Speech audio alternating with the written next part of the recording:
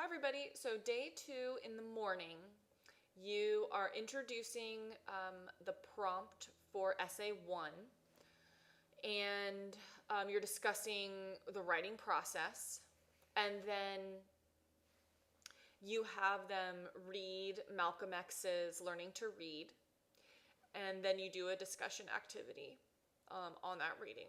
And then in the late morning session, you're basically planning essay 1. And so there's a handout in the reader on the basic outline of an academic essay. It's got suggestions for introductions and conclusions. But really today, the main event is the body paragraph. You're not worrying about introductions and conclusions until day 3. And so you have them brainstorm ideas for what they want to focus the essay on. You take them through developing a thesis statement, and this is a thesis statement that the entire class is using to write this one essay. Then you assign them in small groups. I think it should be maximum 3 people. It's really hard to write anything with more people than that in your group. And each group will be assigned one body paragraph. And you might have overlap. You might have 2 groups work on the same body paragraph. That doesn't really matter. It works either way. And then you let them draft. And they'll turn those in. You can have them write them on the computer and submit to Canvas. You can have them write them in hard copy and submit them to you in hard copy. It's totally up to you. And then in the afternoon, you're introducing ethos, logos, and pathos. And there are 2 instructional videos on the rhetorical appeals on Canvas. One is actually explaining, here's what pathos is, here's what ethos is, etc.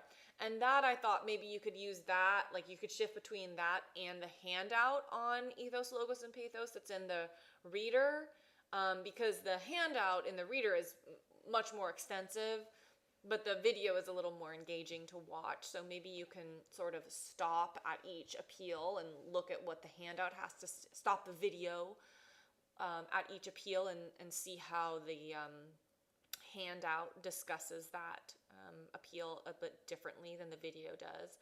Then there's a video of Obama giving a speech where someone, probably actually a student, analyzes or identifies where he's using logos, ethos, logos, and pathos in his speech. And then they write their own Yelp review, and I think that will only happen if you have enough time, and I'm not sure you'll have enough time. And then, in that Yelp review, they're trying to employ all of the rhetorical appeals in their review of a restaurant that they know of.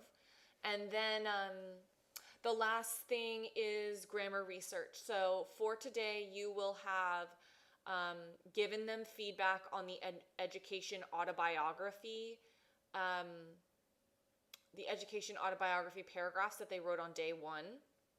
And in addition to giving them feedback on how well they've executed paragraph structure, you're also going to point out 1 or 2 grammar issues that you want them to work on.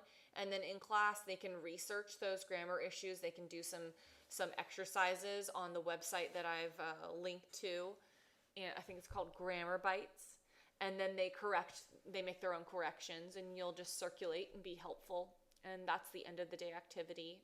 I think there's an exit card activity that I have for, the actual last thing, asking them about, what concerns them or what is unclear from the content of that day. And so that's day 2. That day you need to give feedback on the group paragraphs for essay 1 that they've produced. If they do a Yelp review, in terms of the feedback on the paragraphs, you need to be thinking about looking for errors or things that they're going to want to revise in terms of how clearly are the topic sentences structured. What do you think about the quotations they've selected to support their ideas? Are they explaining and analyzing their evidence clearly enough?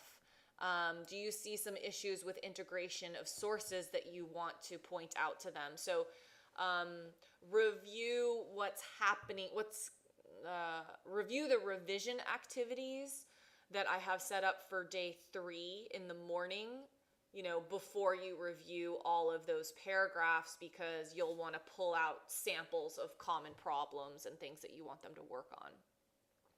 Okay, so that's day 2.